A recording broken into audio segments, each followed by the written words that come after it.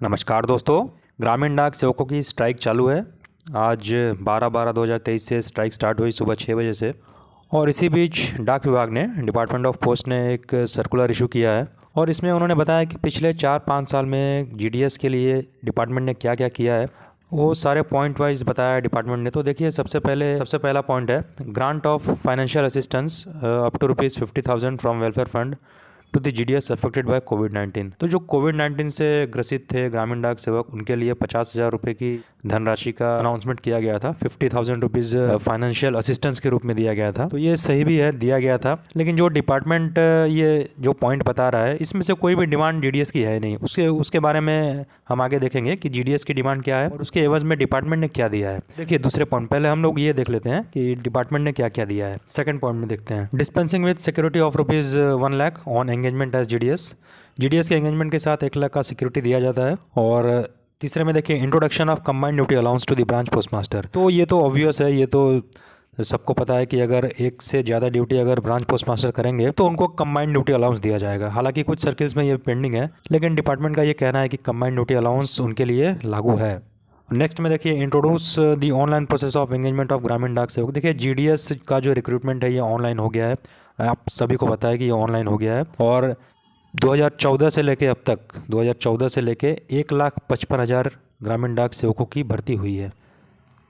देखिए नेक्स्ट में क्या है, minimum service for transfer of GDS reduced from 3 years to 1 year. Transfer कराने के लिए पहले 3 साल था, अब मिनिमम सर्विस 1 ईयर है, ये डिपार्टमेंट ने किया है। और उसके बाद देखिए number of chances for transfer increase from 1 to 2 in case of male and 3 chances for female GDS. जो पुरुष ग्रामीण डाक सेवक हैं उनको ट्रांसफ़र के लिए पूरे सर्विस पीरियड में 2 चांस मिले हैं। और फीमेल जो जीडीएस हैं, जो महिला ग्रामीण डाक सेवक है, को ट्रांसफ़र कराने के लिए टोटल कुल 3 चांसेस मिलते हैं पूरे जीडीएस सर्विस पीरियड में। तो देखिए दोस्तों, ये जो भी है ना, ये जो भी डिपार्टमेंट ने किया, ये इसमें से कुछ भी डिमांड जीडीएस का है नहीं। डिमांड जो ओरिजिनल डिमांड है हम नीचे देखेंगे। पहले डिपार्टमेंट का जो जवाब सुन लीजिए, उसने क्या बताया है। और उसके बाद देखिए, उसके बाद online portal for request transfer introduced in November 2022 in which more than 17,000 GDS have been transfer till now. Transfer का पोर्टल भी रूल 3 आपको पता है कि ऑनलाइन पोर्टल स्टार्ट हुआ है। ये हर क्वार्टरली में ये ओपन होता है। और इससे जीडीएस को फ़ायदा ये मिला है कि 17,000 जीडीएस अब तक ऑनलाइन ट्रांसफ़र किए जा चुके हैं नवंबर 2022 से। उसके बाद देखिए special drive was launch for disposing pending cases of engagement of dependent GDS. जो कंपनसेट ग्राउंड है, जो अनुकंपा पे नियुक्त किए गए हैं ग्रामीण डाक सेवक, उनमें भी तेज़ी लाई गई है। और कोविड-19 में जो कोविड-19 से मरे थे उन्हें भी अनुकंपा दिया गया है। उसके बाद देखिए क्या लिखा है, relaxation in prescribed educational qualification for engagement on compensate ground in डाक सेवक कैटेगरी। जो अनुकंपा पर नियुक्ति है उनमें जो एजुकेशनल क्वालिफिकेशन है उसमें थोड़ा सा रिलैक्सेशन दिया गया है। उसके बाद provision made for representation against the rejection of compensate appointment till now more than 100 have been benefited. अनुकंपा की नियुक्ति के लिए जो रिजेक्ट किए गए थे उनको दोबारा मौका दिया गया है, ये भी बताया गया है डिपार्टमेंट द्वारा। इसके बाद बताया गया है कि जो अनुकंपा की नियुक्ति है इसको और सरल बनाया गया है, इसके सर्कुलर में और रिवाइज़ किया गया है ताकि ये आसानी से डिविजनल लेवल पर इसको आसानी से देखा जा सके, ज़्यादा से ज़्यादा केसेस में नियुक्ति दी जा सके। उसके बाद online portal compensate appointment of GDS is being launch today.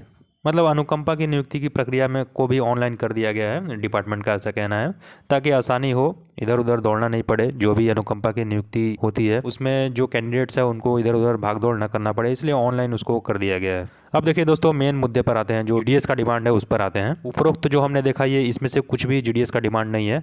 अब देखिए जो जीडीएस का डिमांड है उस पर क्या रिप्लाई दिया है डिपार्टमेंट ने, थोड़ा उसको भी हम देख लेते हैं। ये सबसे पहला है grant 8 hours work and all benefits including pension. सबसे इंपॉर्टेंट मुद्दा ये हम सभी को पता है जी, 8 घंटे की ड्यूटी और नियमित करना, डिपार्टमेंटल करना। तो इस पर देखिए डिपार्टमेंट क्या बोलता है।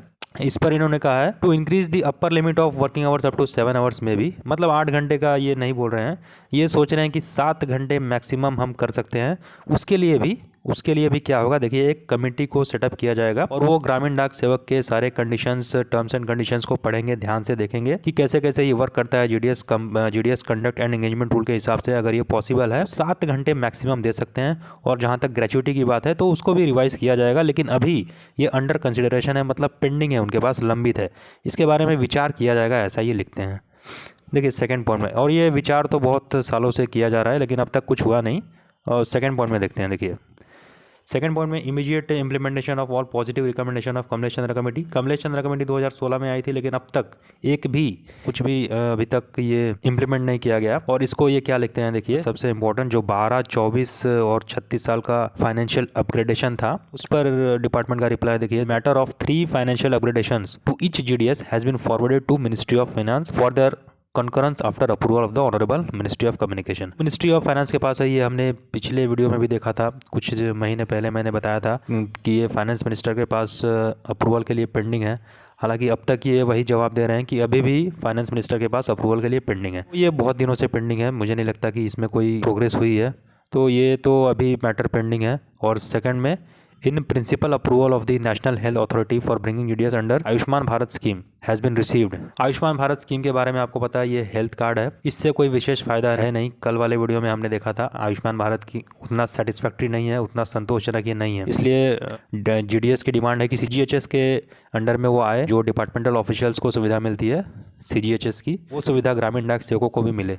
इस पर भी विभाग ने कुछ पॉजिटिव रिप्लाई नहीं दिया और ये भी अंडर कंसिडरेशन ही बताया। और सीजीएचएस के बारे में तो ये बताया ही नहीं, ये आयुष्मान भारत के बारे में बोल रहे हैं। देखिए सेकंड में उसके बाद क्या है देखते हैं। उसके बाद enhancement of group insurance coverage up to ₹5 lakh. जो ग्रुप इंश्योरेंस है इसको 5 लाख करने की बात है। तो यहाँ पर देखिए रिप्लाई क्या दिया है। It has been decided that a meeting would be undertaken at the earliest with the internal finance wing to discuss the following pending issues as these proposals are under consideration। यही मैं बता रहा था कल भी दोस्तों कि अंडर कंसिडरेशन ये बार बार वर्ड यूज़ करते हैं, जो इनके पास अभी पेंडिंग है। ये कंसिडरेशन बहुत सालों से कंसिडरेशन में है, अब तक इसका कुछ हुआ नहीं। इसके लिए भी ये लिखते हैं कि जो एक मीटिंग कंडक्ट की जाएगी। तो जो जीडीएस की डिमांड नहीं है वो तो इन्होंने दे दिया, लेकिन जो जीडीएस की मेन डिमांड्स है उस पर ये इनका पॉजिटिव रिप्लाई नहीं है। उसके बाद देखिए एनहांसमेंट ऑफ जीडीएस ग्रेचुइटी। जो ग्रेचुइटी है 1.5 लाख से 5 लाख करने की, उस पर भी ये बोलते हैं कि ऊपर का जवाब आप पढ़ लीजिए, refer to serial number 1।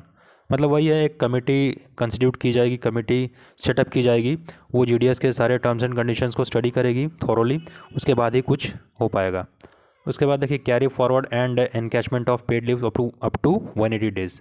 Leave की बात हम कर रहे हैं, 180 दिन का कैरी फॉरवर्ड लीव चाहिए, लेकिन उसमें भी डिपार्टमेंट ने क्या लिखा है तो देखिए it has been decided that GDS section will examine and issue the necessary orders. मतलब ये भी एग्जामिन करने की बात हुई है, जीडीएस सेक्शन जो है वो एग्जामिन करेगा इस पर, उसके बाद 1/1/2024 तक जो नेसेसरी ऑर्डर है वो इशू करेगा। तो ये भी पॉजिटिव रिप्लाई नहीं है।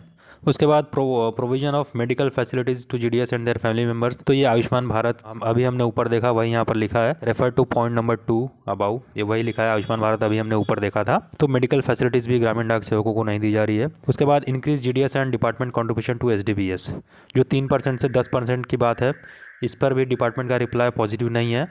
और इंसेंटिव स्कीम जो है पीएलआई आईपीपीबी का जो काम होता है, जैसे यहाँ पर देखिए India post payment bank, postal life insurance, rural postal life insurance, ग्रामीण डाक जीवन बीमा, ये एबॉलिश करने के लिए बोला गया है। इस पर जो इंसेंटिव मिलता है इसके जगह पे टीआरसीए को रिव्यू किया जाए, 8 घंटे की सैलरी दी जाए, ये बताया गया है जीडीएस के द्वारा। लेकिन ये भी वही है, कमेटी सेटअप होगा, फिर जीडीएस के कंडीशंस को रिव्यू किया जाएगा, उसके बाद ही डिसीजन लिया जाएगा। तो ये भी पॉजिटिव रिस्पॉन्स नहीं है।